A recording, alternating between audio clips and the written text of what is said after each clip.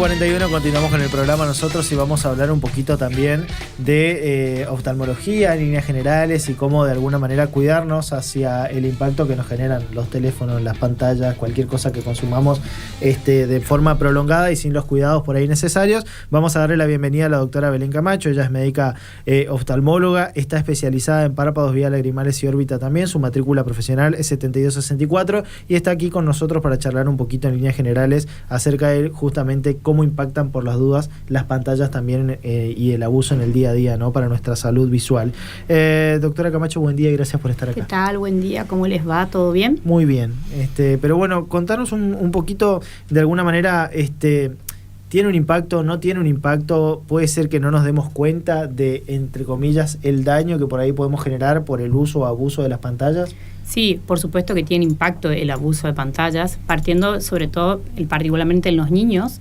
En los niños lo que genera el uso de pantallas es el aumento de la miopización o aparición de la miopía.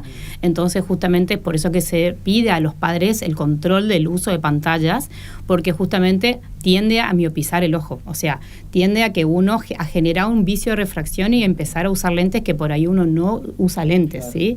Justamente en los niños es donde se desarrolla la visión hasta los 8 años, entonces tenemos que tratar de ese exceso de uso de lentes antes y que desarrollen actividades al aire libre, que es lo único que está demostrado que disminuye en el caso de aparición de la miopía. Mira, o sea, nosotros desarrollamos visión hasta los 8 años. Hasta los 8 años. Una vez que después de los 8 años, si no desarrollaste o no hubo una corrección adecuada, claro, es imposible volver a desarrollarlo. Mira exactamente, vos. Sí. Y en el caso de los adultos, por supuesto, que también puede profundizar la miopía, ¿sí? Y generar cansancio, ¿no? Entonces, por eso siempre está una regla que es 20-20-20, o sea, podemos usar 20 minutos y luego hay que hacer descanso de 20 minutos e incluso lo que hay que lograr no es la fijación directa, es tratar de tener diferentes, fijar, por ejemplo, acá, mover. Por eso uno tiene que descansar 20 minutos y ahí mirar diferentes objetivos, ¿sí?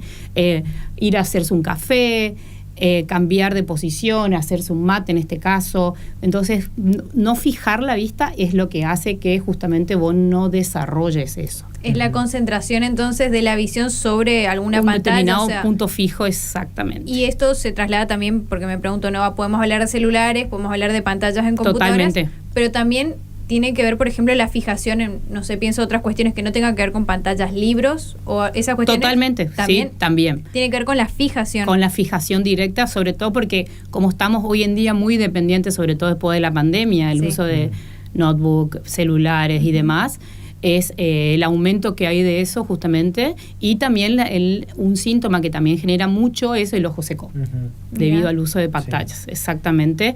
Aparte, como estábamos, entonces los pacientes empiezan sintomatología que antes no existía, sensación de arena, cuerpo extraño, ojo rojo, debido al uso de pantallas, porque están fijando la vista y no hacen la lubricación adecuada de parar, hacer diferentes miradas. Y ahí es donde el parpadeo hace que lubrique el ojo, no genere tanto ojo seco y bueno, y obviamente el tema de el estar usando tanto tiempo genera esa miopización. El tema de contaminación lumínica, por ahí pienso estos focos que son re blancos a comparación de lo que puede ser la luz natural o lugares que no tengan la debida iluminación, todo eso imagino que también por supuesto, forma parte, ¿no? Exacto, por eso ahora hay un auge, algunos tipos de filtros que se usan, los blue blockers, de los lentes, y hay diferentes colores, por ejemplo, para lo que es si vos querés usar en el día, o tenés un color, por ejemplo, si vos sos un lector nocturno o tenés algún tipo de actividad laboral nocturna, para que uses para ayudar justamente al tema de lo que es la parte lumínica con respecto a la parte de salud ocular, digamos. Tema chequeo, consulta, en líneas generales, ¿cuántas veces tenemos que consultar al médico, digamos, en este caso? Lo ideal es una vez por año para chequear justamente todo, no solamente la visión, sino ver cómo está la presión de los ojos, la parte, porque el ojo se divide en dos porciones, tiene una porción anterior y una porción posterior, y siempre hay que evaluar las dos porciones completamente. La parte posterior se evalúa mediante estudios y el principal estudio es el fondo de ojos. Claro, que es el más común con el que te puedes encontrar, ¿no? Exactamente. Con mayor profundidad, sí, exacto. Esos ya son estudios más elaborados, pero el que nosotros hacemos habitual en el consultorio es justamente dilatar la pupila para acceder a esa parte posterior y poder ver el fondo de ojos. Claro, ese es el estudio por ahí más común, ¿no es cierto? Pero también preguntando, en tu consultorio, ¿cuáles son las problemáticas que por ahí ves más de seguido en este caso? ¿Tiene en relación con las pantallas o hay otras cuestiones? Lo que yo veo más seguido, bueno, por supuesto, es lo que le había hablado, el ojo seco. Se ve cada día más, increíblemente. Justamente por eso hay tantos avances en tratar el ojo seco que desde que yo comencé no existía tanto. Sin embargo, ahora sí. Hay tratamientos, hay estudios para detectar qué tipo de ojo seco y hay aparatología para tratar el ojo seco. Eso, la consulta más común es eso, y bueno, y dentro de su especialidad, de lo que yo hago es tener una mirada cansada, es decir, cuando uno tiene el exceso de piel en los párpados, que da el aspecto como que uno te dice, vos estás cansada, y no estás cansada. Claro, la imagen así de como que estuviste muchas horas leyendo, muchas horas con pantalla, de que estás como con ojeroso también. Exacto. Y esa cuestión, ¿nos querés contar un poco por ahí, hacer foco en esta especialidad que tenés vos, ¿no es cierto?, en los párpados, ¿no? Exacto. Dentro de oftalmología hay muchas especialidades. Una de esas es lo que nos dedicamos a cuidar los párpados, a la parte de la vía lagrimal y todo lo que está alrededor del ojo, que es la grasa, los músculos que comprenden. Eso se considera dentro del contenido de lo que es la órbita. Nosotros cuidamos esa área, ¿sí? Y nos especializamos específicamente en esa área. Por ejemplo, en el caso de la consulta que los pacientes refieren de una mirada cansada, es cuando a veces tenemos, por ejemplo, el exceso de piel alrededor en el párpado superior, y eso da el aspecto de cansancio, y hay algunos pacientes incluso les saca, campo visual temporal, porque tienen tanta piel que están como tapando la parte de los ojos y genera eso. Entonces, en ese caso se hace una cirugía en la cual se saca ese excedente de piel, como le explicaba, no solamente es estético, sino funcional, y les mejora esa sensación de cansancio, pero no les cambia la mirada, sino que obviamente tiene un complemento estético, no lo vamos a negar, por supuesto.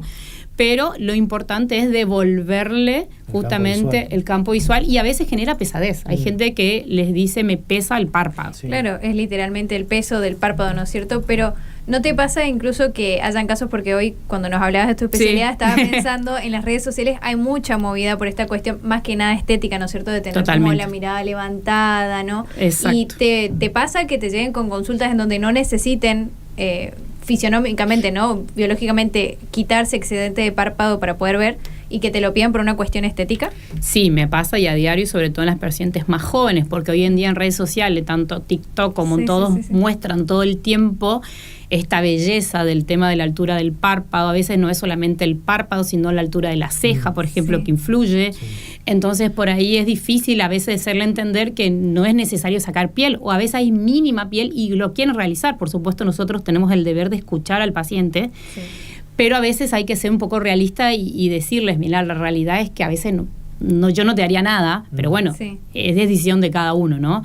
Pero sí me pasa a diario eso que vos decís. Incluso hay muchas consultas que van por ahí a gente que hace más estética puramente y lo manejan de otra forma, y el resultado siempre es igual porque no les va a cambiar, digamos, ¿sí? Claro. Por supuesto que hay cosas que se pueden modificar, se pueden hacer botox en la frente para levantar las cejas, para elevar un poco esa altura, pero también justamente a veces el botox, si uno coloca en exceso, baja y genera más sensación de mirada cansada, por ejemplo. Pensaba que por ahí esto que vos mencionabas como la órbita es también una parte sensible, compleja y particular, porque digo, los músculos del rostro no llegan a tapar el vacío que deja el propio hueco, por decirlo vulgarmente, donde está el ojo. Entonces tampoco es tan sencillo, imagino yo, abordarlo estéticamente también, porque cualquier leve modificación te puede generar alguna complejidad, digamos. Y por supuesto, a ver, como siempre decimos, tu cara es la presentación que vos tenés a diario en todo, tanto en las redes, en la vida diaria. Entonces yo creo que es fundamental que vos, cuando te vayas a hacer algo, no solamente de los párpados, sino cualquier parte de la cara, sepas ir a donde alguien que lo sepa hacer. Entonces, respondiendo a lo que vos decís, por supuesto, es un área muy chiquita, es un área muy sensible, y a un mínimo error que uno puede tener, por ejemplo, si uno saca de exceso de piel cuando uno se saca, vos no llegás a cerrar el párpado y te genera un síndrome de ojo seco que vos no tenías anteriormente. Eso es lo más habitual que yo veo, por ejemplo, en lo que vos me decís. ¿Sí? Y por ahí estabas hablando de las consecuencias, ¿no?, del exceso, del uso excesivo de las pantallas. Estaba pensando si hay alguna otra cuestión que pueda afectar, además de las pantallas, por ejemplo, la alimentación, a esta cuestión de la salud o de los ojos. Totalmente.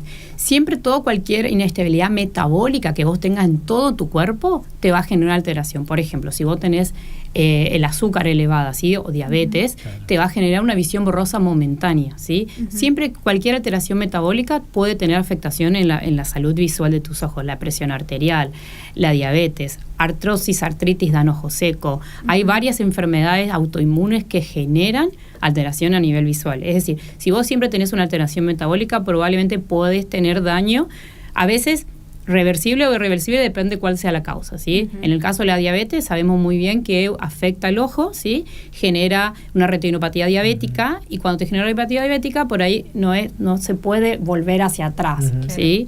Por ahí cuando tenemos una presión, cuando tenemos una retinopatía hipertensiva, es decir, porque tenemos un exceso de presión arterial en el cuerpo, por ahí si lo manejamos, eso dependiendo del estadio, se puede reverter, digamos, tus ojos estar mejores.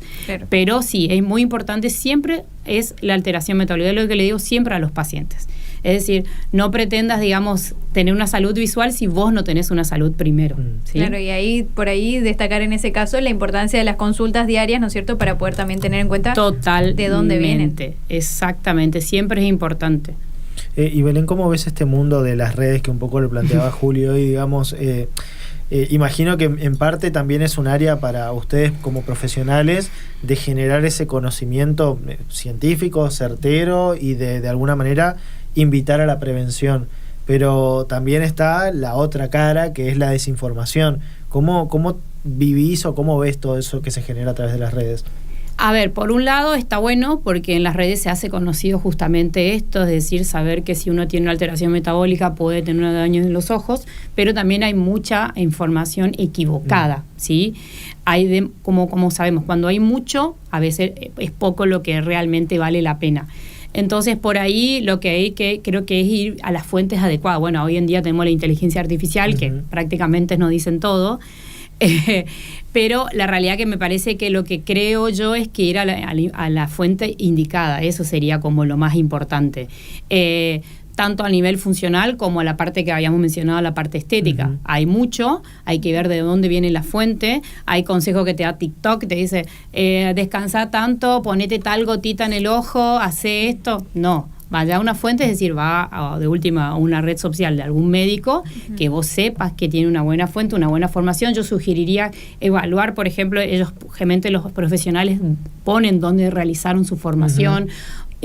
Preferiría que lean eso, donde se realizó su formación, o hay gente que tiene páginas web, y de ahí, bueno, poder digamos, asesorarse de acuerdo a lo que dice esa persona. Digamos. Hoy en día está muy conectado la realidad también, la parte, como habíamos hablado, metabólica, de todo lo que es la parte nutricional. Tanto las vitaminas, dosajes de vitamina para nivel ocular, el tipo de la microbiota relacionada con la salud, lo mismo con el ojo seco, la alimentación. Eso también está muy de auge y eso se va a encontrar mucho ahora en las redes. No está mal, pero vuelvo a repetir, asesorarse de quién lo dice, nada más. Y en un momento hablaste del impacto de la pandemia. Lo más difícil por ahí de tratar de contrarrestar son esos hábitos que generó, digo, el abuso del celular, de la computadora, la por ahí no necesidad de salir afuera, o el sedentarismo propio de la dinámica laboral. ¿Eso es lo que más cuesta romper? Y yo creo que sí, igual creo que después que la pandemia trajo esas dos cosas, ¿no? Trajo como el abuso de esa parte y el lado de decir, bueno, disfruto lo que tengo y trato de disfrutar y salir afuera y hacer cosas. En nuestra área, por lo menos, sí se ve el abuso, como te expliqué, se ve el uso de pantallas muchísimo, se ve mucho síndrome de ojo seco constantemente. Yo creo que hoy en día uno se instaló para quedarse el tema de las pantallas, no se va a ir, o sea que tenemos que aprender a convivir con ellas, solamente tratar de poner un límite, es nada más creo que sería el consejo, o venir a vernos nosotros los oftalmólogos para hacer un chequeo y poder ayudar justamente para evitar cualquier tipo de problema, digamos. Bien, entonces para recomendar, ¿no es cierto?, prevención y el cuidado de la salud de nuestros ojos, evitar el consumo excesivo de las pantallas. Una buena alimentación. Ir al oftalmólogo una vez al año, chequeo, exacto. Y esta cuestión, me gustaría que recuerdes esta cuestión de la regla que dijiste de 20 minutos puedes usar y 20 minutos para que vos descanses y hagas cosas. No es que te quedes, descansar y agarras el celular. Claro. No. ¿Sí? Es agarrar, ir a hacerte un café, hacerte un mate, hablar con una persona, acomodar algo, algo que tengas hecho pendiente en tu casa y ponete dentro de ese pendiente esos 20 minutos, así te olvidas de eso y no fijas esa mirada. Excelente. Y lo último, por lo menos de mi parte, hablamos de la salud visual cuando somos chicos, esto que hasta los 8 años estamos desarrollando visión. Después, de adulto, obviamente, se pueden presentar algunas complicaciones. Y más avanzada en nuestra edad, digamos, ¿cuáles pueden ser por ahí las cuestiones más recurrentes con las que nos podemos encontrar? En ese caso, sí, lo típico es la cataratas, ¿sí? Que es, nosotros tenemos una estructura dentro de nuestro ojo que es el cristalino, que se envejece por la edad. A veces, obviamente, hay factores predisponentes que aceleran, por ejemplo, la diabetes, acelera que pacientes más jóvenes presienten, o, por ejemplo, el uso de corticoides en forma crónica, prolongada, también acelera. En ese caso, es la típica consulta. Uno viene al oftalmólogo, te refiere que no está viendo bien, uno intenta corregir con corrección, es decir, con lentes, y el paciente no mejora, y se le explica que la única forma de que pueda volver a ver es operándose. Es una cirugía bastante habitual, es lo que la mayoría de los oftalmólogos generales lo realizan o que hacen segmento anterior, y es una cirugía bastante amena, es ambulatoria, vos venís, te operaste, vas a tu casa, y lo que se hace es se coloca una lente en reemplazo de ese cristalino envejecido para que vos puedas ver. Y dentro de eso tenés una elite grande, de la cual vos elegís desde un lente básico a un lente premium, en la cual te pueden corregir las 3 visiones, tanto lejos, intermedia y cerca. O la común generalmente corrige de lejos y vos después necesitas un lente de cerca para poder, incluso a veces hasta de lejos, dependiendo del tipo de lente que se te coloque. Bueno, y por ahí estaba pensando, más relacionado a tu especialidad, la cuestión de las afecciones típicas como los orzuelos. Por ahí nos puedes contar un poquito cómo surge, ¿no es cierto? Y también derribar algunos mitos que, o no sé si lo serán, ¿no es cierto? Esta cuestión del anillo de oro, todo esto. Los orzuelos, sí, también es muy común en mi área. Obviamente es cuando generalmente hay una obstrucción de unas glándulas. Nosotros tenemos unas glándulas en los párpados que se ubican en una porción del ojo específicamente, que tenemos en el párpado superior y en el párpado inferior. Entonces por ahí aparecen o arriba o abajo o ambos. Esa glandulita se obstruye, generalmente puede ser por alguna bacteria, y genera, digamos, justamente un contenido de como pus dentro, y se genera una fibrosis, como una pelotita. ¿Sí? Eso es el famoso orzuelo. La famoso el mito del anillo, el calor. El importante es el calor, ¿sí? Lo puedes hacer con un anillo, lo puedes hacer con manzanilla. Con manzanilla tendría que ser tibia, no fría. Claro. Lo importante es darle el calor, porque genera inflamación, y eso hace que la parte de fibrosis, el quiste, se pueda romper y drenar, que es lo que queremos para que no se encapsule, ¿sí? Eso es lo importante. O sea, el mito existe, es real, pero no con respecto al anillo en sí, sino que darle calor. Nosotros lo que indicamos es un gel que se suele dar para colocar, a veces se puede dar también en forma de gota, para colocar donde sería la zona, tendría que ser por dentro del párpado, y también se puede colocar por la piel. Se coloca por determinado tiempo, y si no funciona, ahí sí existen cirugías para drenar, ¿sí? Porque a veces no funciona, se encapsula y queda encapsulado. Y ahí es donde actúo yo. Claro, hacen falta intervenciones por ahí más importantes, ¿no? Sí, exacto. ¿Y conjuntivitis? Conjuntivitis, bueno, sobre todo dependiendo, tenés, por ejemplo, pueden ser virales, pueden ser bacterianas, esas son más infecciosas, o las típicas por ahí en esta época, bueno, ya no estamos en esta época, septiembre, que es las alérgicas. Las alérgicas son muy comunes. Los pacientes les pica los ojos, se le ponen colorados. Claro. Exacto. Y también a veces esas son las que hacen un síndrome, por ejemplo, y hacen los orzuelos, porque se están arrascando todo el tiempo los ojos. ¿Y ahí es recomendable o no? Pregunto porque justo mencionaste eso de la aplicación de los ojos, y me pasa mucho, y no sé si tendrá que ver también con esto, todo este conjunto de cosas que vinimos mencionando, ¿no? Pero esta cuestión de frotarse los ojos, ¿está bien? No está bien. No hay que tocarse los ojos. Ni en los niños, ni en el adulto, en nadie, ¿sí? Porque uno cuando se frota, hay videos y hay estudios que, como obviamente el párpado para eso está, para poder mantener la lubricación del ojo en conjunto con la producción de la lágrima, vos una vez que haces esto vas deformando tu córnea todo el tiempo, vas aplastando. O sea, obviamente si te haces acá no, pero si te haces... Entonces podés inducir a tener un astigmatismo que no lo tenías, de tanto arrascarse, sobre todo en los niños cuando están desarrollando su visión, ¿sí? Entonces, no tocarse los ojos. Eso es fundamental. Ahí venir al oftalmólogo y vemos qué podemos hacer.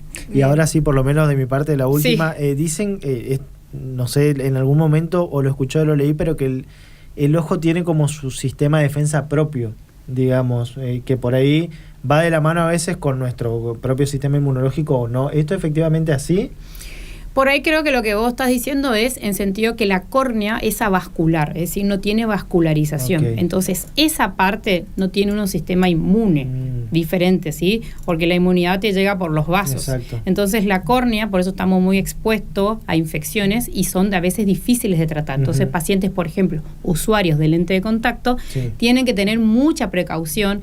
Por eso se les recalca la higiene, el tema de sacar y poner, no dejárselo, no sé, 30 días, un año más o menos puesto, porque justamente la córnea es avascular, por eso es transparente, ¿sí? Y no le llega inmunidad por los vasos, entonces es muy propensa a tener infecciones por bacterias, por hongos, y ahí es muy difícil tratar. Entonces creo que más o menos tu pregunta venía por ese lado. Interesante. Sí, bueno, en algún momento lo había visto, pero no sabía a qué se refería. Se refiere a eso. Sí. No, incluso ahora que hablabas de las infecciones y todas estas cuestiones, también pensaba en esta cuestión de las mujeres, por ahí en muchos casos el maquillaje, el uso de los arqueadores de pestaña, ¿eso también tiene un impacto negativo? Por supuesto. Hoy en día que la mayoría se hacen el lifting de cejas, de pestañas, perdón. Por supuesto, todos los productos que utilizan generan mucha alergia en los ojos y genera a veces esas conjuntivitis bacterianas debido a los productos que utilizan. No digo que todos, por supuesto, no hay que generalizar, pero sí estamos propensas a eso, exactamente. No, nosotros por ahí no recomendamos mucho que se realicen por los productos que se utilizan, ¿no? Pero sí, no es tan bueno, digamos. Y ahora que hablas de esto, digo, pienso, te llegó gente que por ahí, no sé, se quiera sacar las cejas o que por ahí no entienda muy bien que para algo están, digamos. A mí me impresiona ver, por ejemplo, a veces gente que estéticamente dice, bueno, listo, me saco las cejas o recorto un poquito las pestañas, digo, con el impacto que eso puede generar, porque para algo están. Por supuesto, todo está para algo en nuestro organismo.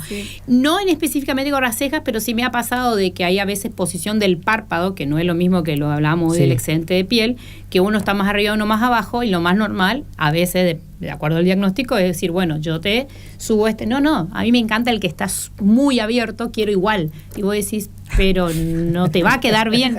Me ha pasado y bueno, pero siempre yo digo que es la decisión de cada uno, es el que elige. Entonces, en el caso que no le genere un daño, yo lo escucho y se lo hago. Pero sí. Debe ser difícil por ahí en esos casos. Y bueno, y la última ahora sí. Dale. La última, en serio.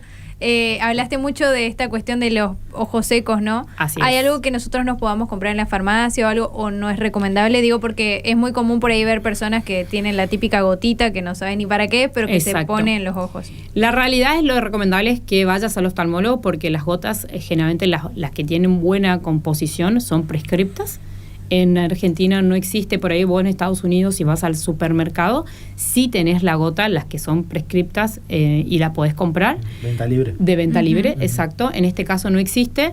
Eso de regulación de los laboratorios. Entonces, por ahí no es recomendable.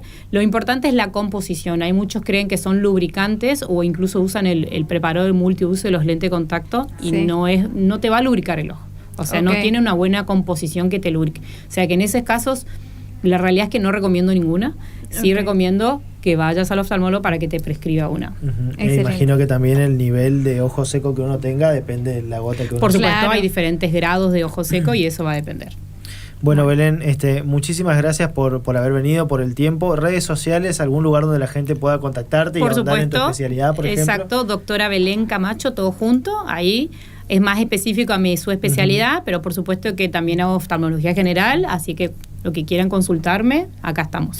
Gracias, Belén, por haber venido. No, a ustedes por la invitación, hasta luego. Belén Camacho, médica oftalmóloga, especialista en párpados, vías lagrimales y órbita, matrícula 7264, hablaba con nosotros en líneas generales un poco de nuestro cuidado y un poco también de la especialidad que ella lleva adelante, ¿no? Así que allí la pueden encontrar, doctora Belén Camacho en Instagram, todo junto, para que puedan ahondar también en la cuestión. Hacemos pausa, nosotros son las 12:05 prácticamente en la Argentina, ya venimos con la parte final del programa, dale. Estás escuchando El Litoral Radio.